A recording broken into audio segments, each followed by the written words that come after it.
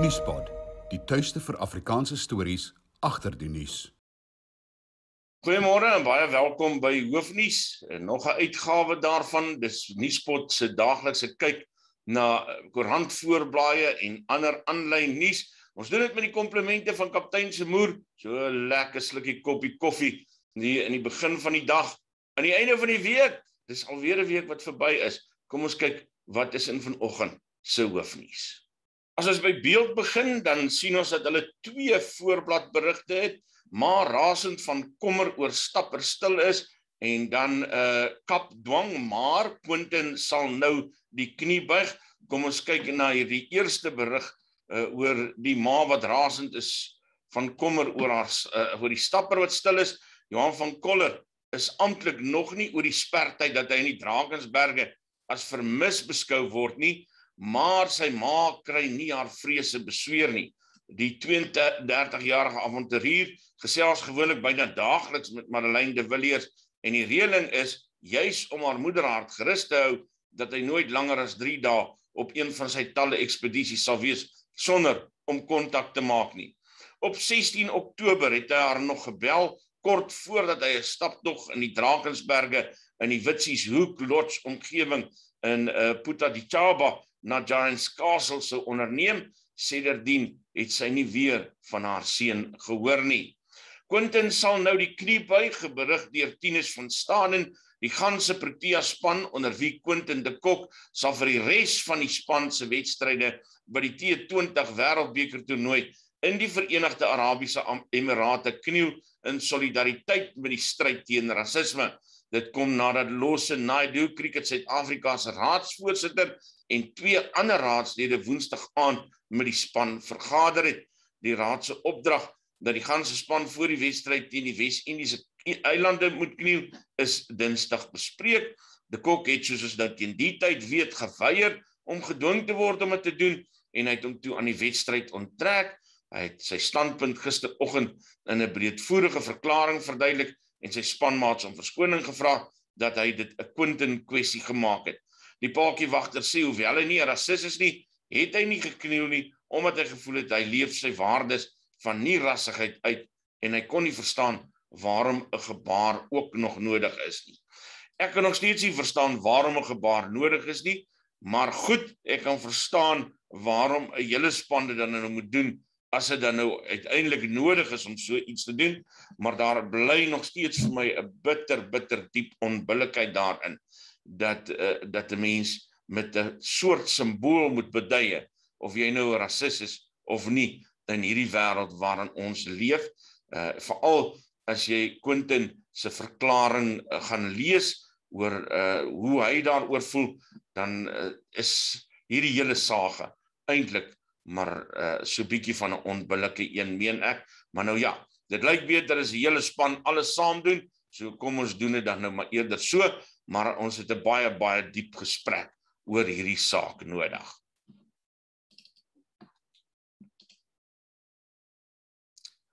Bladsy 2 van 'n beeld konsentreer weer op die verkiesings. Die vraag is wie gaan opdaag. Net 1/3 van kiesers kan die uitslag bepaal, en dan is daar ook 'n lekker artikel, koalisies kan Suid-Afrikaanse politiek verander, en ons het nou al baie gesels oor die rol wat koalisies moontlik gaan speel na Maandag 1 November as Suid-Afrikaners hulle krisis getrek het. Marula Media, Eskom verander weer van beerdkragfase. Ons weet dat hulle op fase 4 was en toe nou na fase 3 toe verander het, nadat minister Pravin Gordhan ook beloof het dat dit so sal wees. Dis eers gisteraand laat verander na fase 3 toe. Dit is afgeskaal na fase 3 toe, en dit sal dan tot vandag, Vrydag 5:00 geld, waarna fase 2 tot Saterdag 5:00 sal inskop. Volgens Eskom en die kragvoorsiener die afgelope 24 uur nog kragopwekkingskapasiteit bygekry, wat dit nou vir hom moontlik maak om na fase 3 af te skaal. Dit volg nadat 'n eenheid elk weer in diens gestel is by Kuiberg, Medupi, Kriel, Duwa, Kusile en Tutuka kragstasies. Vlenier sterf toe ligte vliegtuig neerstort. is nog 'n berig op Marula Media. Die vlieënier van 'n ligte vliegtuig is dood toe sy tuig donderdagmiddag in 'n veld oos van Pretoria neergestort het. Min inligting is oor hierdie voorval in die stadium bekend, berig Marula Media. 'n Papegaai wat 'n 3D snavel kry, ek dink beeld berig ook daaroor. Miskien kan ons sommer vinnig daarna kyk, is een van daai mooi stories. Ara papegaai van 'n voëlskuiling in die Wes-Kaap spog danksy 'n spesialistspan van die Universiteit van Pretoria met 'n splinter nuwe snavel. Die blougoud papegaai genaamd Max se boonste snavel is so wat 4 jaar gelede tydens 'n skermutseling met 'n ander papegaai in die voëlskuiling afgeruk. En lydens 'n verklaring van die universiteit het 'n spesialistspan in samewerking met die Bloemfontein Sentrale Universiteit vir Tegnologie van Max 'n nuwe snavel gedruk en aangeheg. En weens die COVID-19 afsonderingstydperk het dit uiteindelik amper 2 jaar geduur voordat Max sy nuwe snavel kon kry. Dis Marula Media. Kom ons hernie net gou Vrye Weekblad hier. Hulle het nog nie, daar is hulle 'n nuwe uitgawe uiteindelik. Ek wag al die hele oggend vir hom. Kom ons kyk gou wat is daar. Ek het nou nie kans gehad om voor die tyd te kyk nie. Hulle het nou eers hulle nuwe uitgawe aanlyn laat kom. Dis 'n berig of 'n artikel deur Erika Gibson. Suid-Afrika styer onder losprysontvoerings. Sy berig dan oor losprysontvoerings wat op die oomblik hoogtyd vier. Dis nou veral na die nagmerrie die ontvoering van die 4 Motti-seuns van Polokwane, wat eintlik net die opspraakwekkendste voorbeeld van 'n stortvloed soortgelyke misdade is, waarin veral welgestelde sakemanne uit Suid-Afrika se moslem en ander minderheidsgemeenskappe deesdae daagliks geteiken word, skryf Erika Gibson. Die artikel in Vrye Weekblad. Daar's ook Anneliese Burgess se artikel maak 'n afspraak met geluk.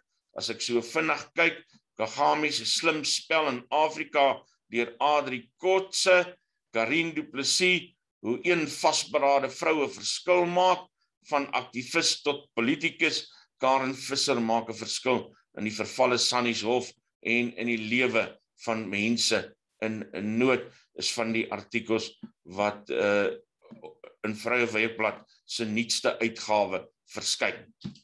Daily Maverick gaan voort met hulle reeks oor Investec se betrokkenheid by 'n belastingsskandaal.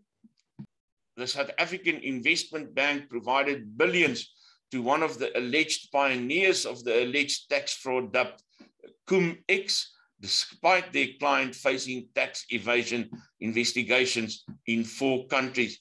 Dis vanoggend die 3de van hierdie reeks wat Daily Maverick publiseer.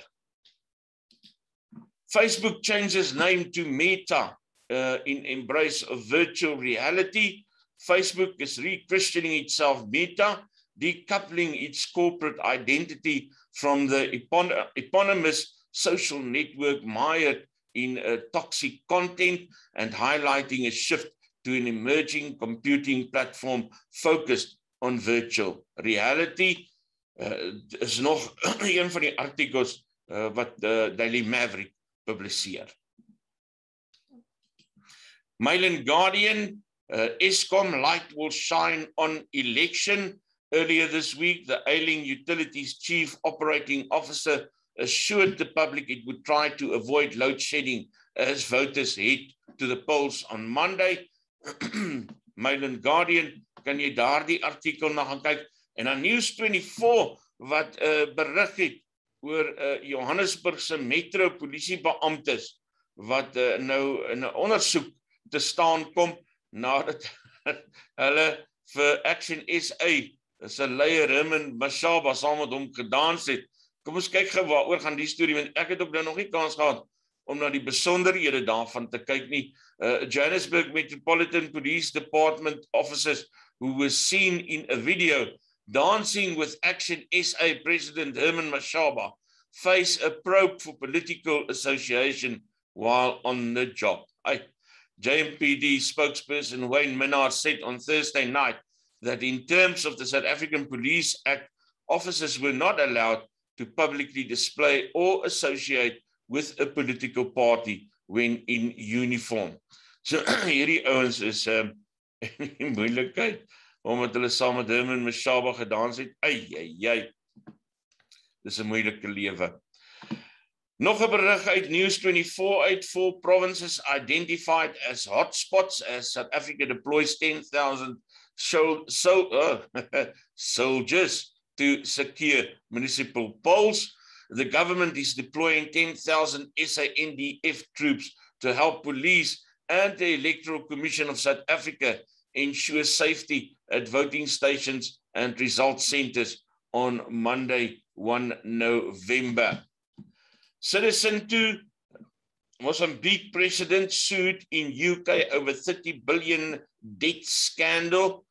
Mozambique's President Philippe Nyusi is being sued in London by a firm at the center of a $2 billion, just over 30 billion rand, loan scandal that plunged his nation into financial crisis. Abu Dhabi-based shipbuilder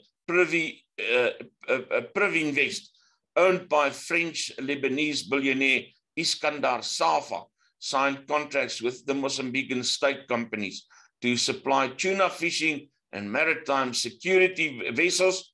To finance the deal, the government took out secret loans in 2013 and 2014, equivalent to 12% of the gross domestic product of one of the poorest countries in the world.